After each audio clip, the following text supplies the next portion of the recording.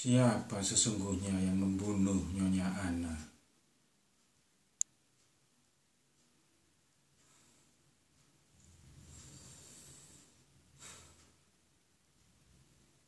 Sebenarnya apa yang menyebabkan kematian Nyonya Ana?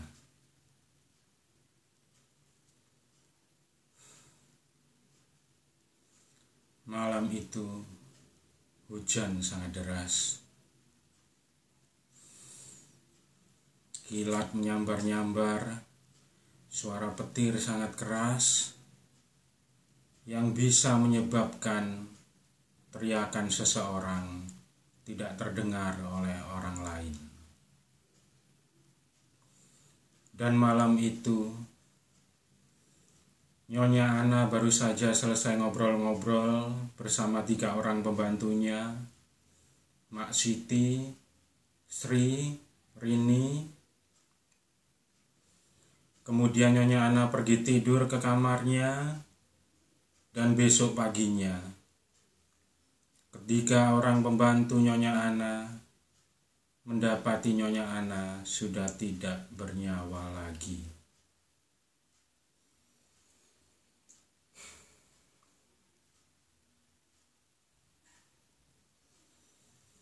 Kata dokter, kematian Nyonya Ana karena tiba-tiba jantungnya berhenti mendadak untuk selamanya. Dan berhentinya jantung seseorang secara mendadak bisa bermacam-macam penyebabnya.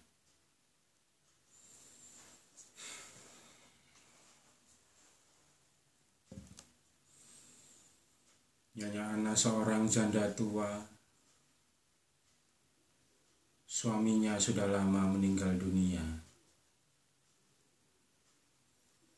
Dan di rumah itu, Nyonya Ana cuma tinggal bersama 3 orang pembantunya. Anak-anaknya sudah berumah tangga semua dan tinggal di rumah-rumah yang lain. Rumah yang ditempati Nyonya Ana itu sangat besar. Letaknya tepat di tengah-tengah kebun kopi milik almarhum suami Nyonya Ana. Dan setiap hari, pekerja-pekerja di kebun kopi itu selalu keluar masuk rumah Nyonya Ana untuk makan, minum, atau ke kamar mandi. Dan bisa saja mereka atau siapa saja yang melakukan sesuatu yang bisa menyebabkan jantungnya Nyonya Ana tiba-tiba berhenti mendadak untuk selamanya.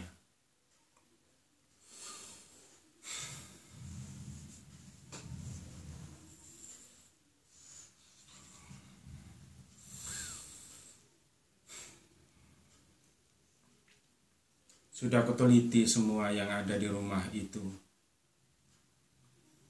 tapi sampai sekarang belum ada petunjuk sama sekali. Anak-anaknya sangat berharap dan minta tolong ke aku untuk menyelidiki kematian mamanya. Anak-anaknya Nyonya Ana merasa ada sesuatu yang tidak beres. Meskipun sampai saat ini aku masih juga belum bisa melihat apa yang tidak beres itu.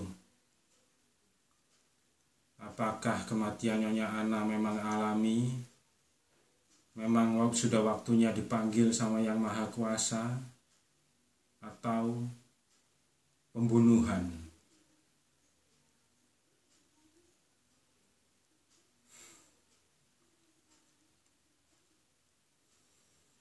Ada banyak sebab yang bisa membuat jantung seorang manusia tiba-tiba berhenti mendadak untuk selamanya. Apalagi untuk orang tua yang sudah berumur 71 tahun seperti Nyonya Ana, yang memang jantungnya sudah lemah, sudah tua. Bisa saja karena Nyonya Ana salah makan atau minum sesuatu, Bisa juga karena kecapean, Nyonya Ana terlalu capek sehingga jantungnya tidak kuat dan berhenti mendadak. Bisa juga karena mendengar suara yang sangat keras. Mungkin suara petir yang sangat keras yang bisa membuat jantungnya copot. Atau bisa juga karena Nyonya Ana melihat sesuatu yang membuatnya sangat kaget, ketakutan luar biasa. Atau mungkin ada penyebab-penyebab yang lain. Mungkin saja ada yang menyantet Nyonya Ana, ilmu hitam.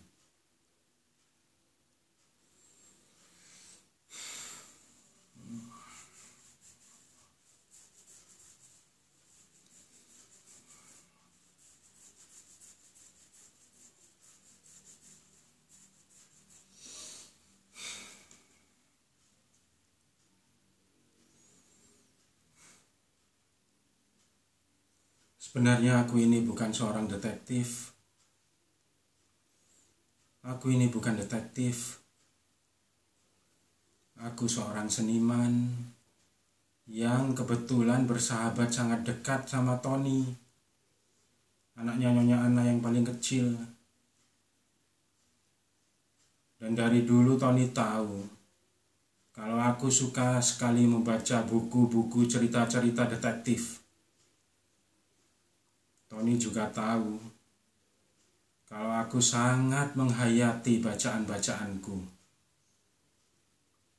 Karena itulah Tony dan kakak-kakaknya minta tolong ke aku untuk menyelidiki kematian mamanya.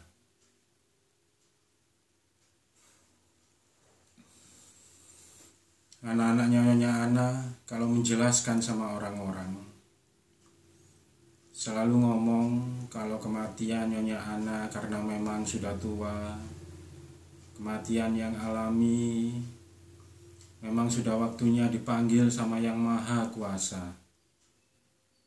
Hal itu mereka lakukan untuk menjaga nama baik keluarga, untuk menghindari prasangka-prasangka buruk.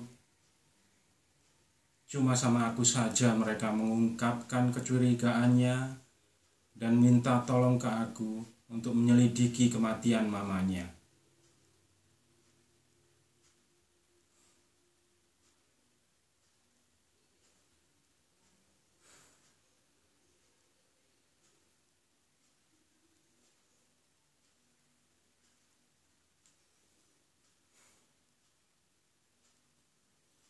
Aku sering sekali diajak Tony main-main ke rumahnya Nyonya Ana untuk melihat-lihat keadaan mamanya, apakah baik-baik saja. Dan dari dulu aku tahu kalau Nyonya Ana sangat takut sama ular. Melihat ular di TV saja, Nyonya Ana bisa ketakutan, teriak-teriak, blingsatan, luar biasa dia ngerinya. Apalagi kalau melihat ular beneran, bukan cuma di TV.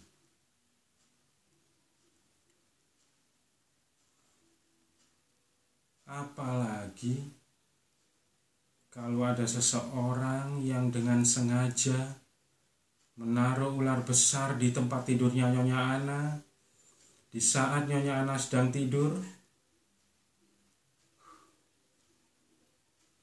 Waktu membuka mata terbangun dan melihat ada ular besar di tempat tidurnya, Nyonya Ana bisa langsung kena serangan jantung dan meninggal seketika.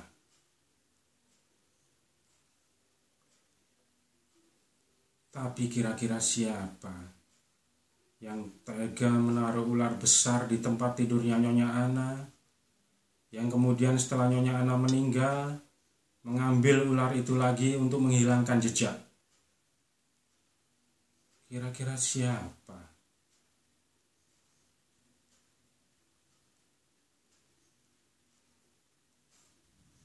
Apakah apakah si Bejo, pekerja kebun kopi,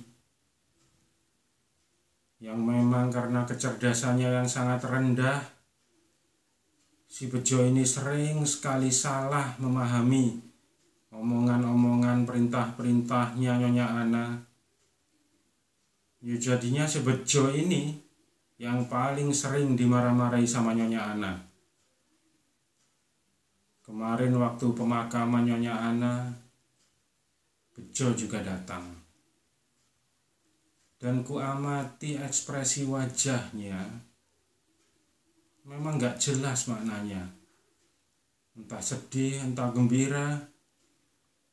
Menurutku, malah dia seperti orang yang sedang kebingungan.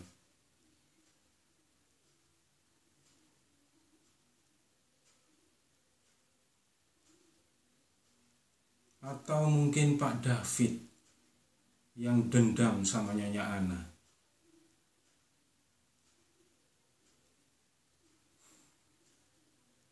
Pak David itu teman masa kecilnya Nyonya Ana. Seorang duda, istrinya sudah lama meninggal. Dan dari dulu Pak David selalu menyukai Nyonya Ana.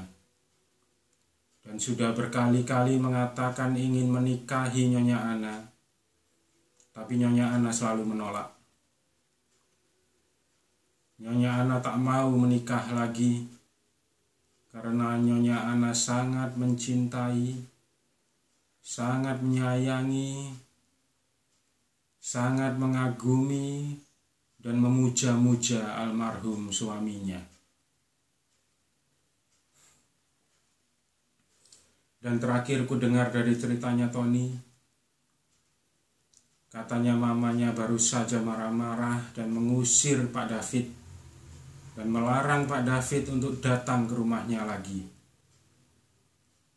Mungkin saja Pak David yang dendam sama Nyonya Ana dan melakukan sesuatu yang bisa menyebabkan jantungnya Nyonya Ana tiba-tiba berhenti mendadak untuk selamanya.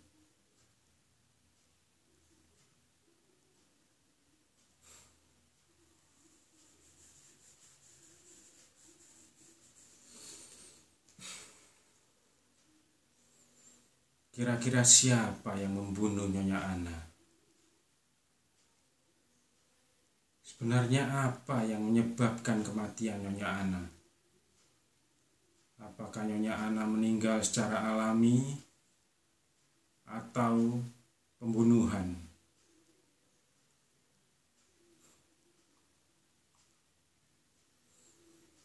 Kalau pendapatku secara pribadi,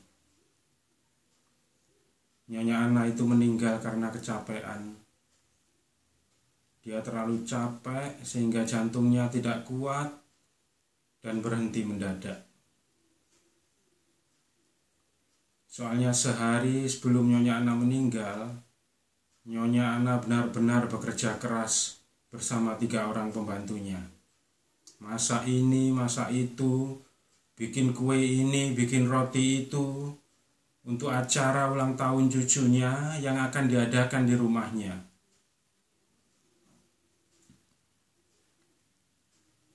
Dua minggu yang lalu waktu aku main-main ke sana sama Tony, aku dikasih undangannya. Dan Nyonya Ana meminta aku membawa anak-anakku ikut semua untuk memeriahkan acara ulang tahun cucunya itu. Kayaknya sampai sekarang undangannya masih ada di jaketku ya. Iya. Sampai sekarang undangannya masih ada di jaketku. Coba aku ambil dulu.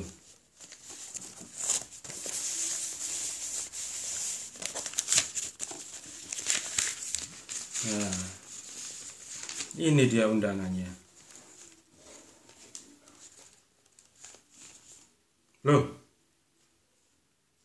kertas apa ini?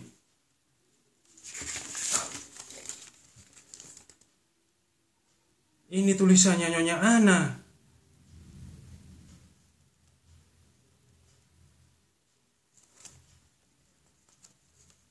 Untuk anak-anakku tersayang, Alex, Cynthia, Tony. Mama sangat mencintai kalian. Mama sangat menyayangi kalian untuk selamanya. Tapi Mama benar-benar kangen sama papamu. Mama benar-benar rindu ingin ketemu sama papamu. Dan sekarang Mama sudah tidak sabar lagi akan menyusul papamu ke akhirat.